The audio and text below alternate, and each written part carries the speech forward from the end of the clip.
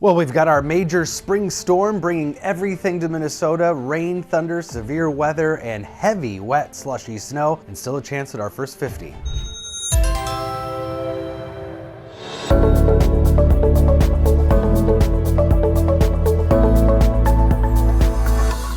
So I literally just arrived back from Phoenix and we rode the upper level winds, which are part of this wave that's our still developing storm system today into tomorrow. Saved about a half hour on flying time, but you can see the cloud cover and moisture moving down and up and around ahead of that upper level wave. This is what's going to really kick in the extra energy tomorrow into the system. But ahead of it, we're warmer air and moisture is surging north. We've got that moisture developing, filling in today into tonight. An icy mixture here across central Minnesota, mainly north of the Twin Cities, and then snow, heavy snow overnight tonight. And then the second round of moisture develops tomorrow. We'll get a bit of a morning break and then thunderstorms fill in the afternoon. Cold air wraps around quickly, though. By the evening, we quickly transition from basically heavy rain showers and thunderstorms to a very heavy wet snow. And this is going to be different than some of our previous snowfalls in that it's going to snow heavily enough to really probably accumulate. Tonight's snowfall, probably a 2 to 4 inch swath from Duluth and through north central Minnesota. Very slushy stuff.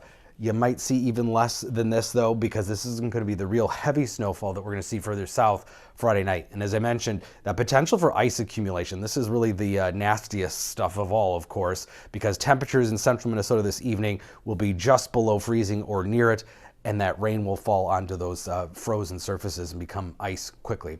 So we don't have a severe risk today. General thunderstorm risk, which is going to be cool enough. A lot of people like the first thunderstorms of the season. Do not be shocked if late tonight you hear rumbles of thunder. We've got Gulf of Mexico moisture surging north. 60-degree dew points are possible along the Minnesota-Iowa border tomorrow afternoon. That's a sure sign of things changing, slowly but surely, eventually.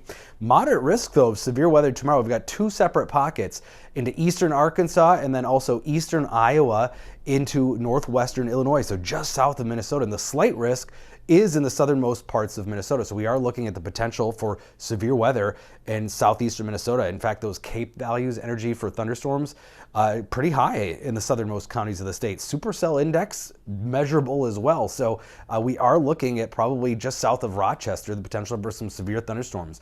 This is one way to look at where those storms could get organized. Helicity tracks, it basically is measuring where do updrafts develop. Now, don't pay attention to the specific spots, but the fact that there are updrafts in that area shows that there's some really unstable, organized cells there. And then, as I mentioned, we turn over to snow. These snowfall rates could be pretty intense between 9 p.m., midnight tomorrow night, 1 to 2 or more inches per hour of very heavy, wet snow. And that's why we're seeing a wide range of possibilities with the snowfall. So there's still quite a discrepancy, anywhere from 4 to as much as 10 inches some models are spitting out. I think that's on the high end, and trying to predict exactly where is going to be very difficult because we're going to have these convective or almost thunderstorm-like bands of snow, and we won't know until they develop where that'll happen. So probably the best bet is to kind of average it out right now. I would say 3, 4, 5, 6 inches in the Twin Cities, but there are going to be some higher amounts, and then some higher amounts up around Lake Superior too. And regardless of the snowfall, we're gonna have the rain and then snow melted water equivalent of 1 to 2 inches of water. So obviously this is bad for the flooding situation, a widespread soaking for much of the southern 3/4 really of Minnesota into Wisconsin. So we're gonna have to really watch river levels, of course, and that ground and snow moisture content here, because we're gonna see kind of that bad scenario of a rapid melt too.